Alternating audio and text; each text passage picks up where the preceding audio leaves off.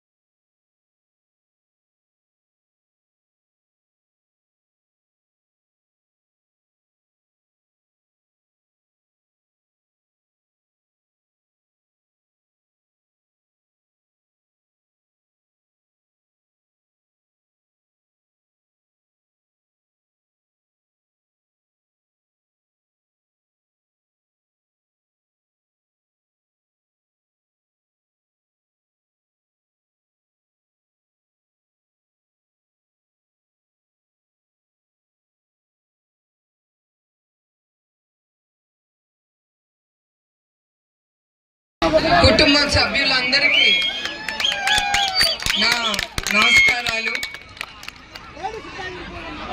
మిమ్మల్ని ఎప్పుడు మర్చిపోను.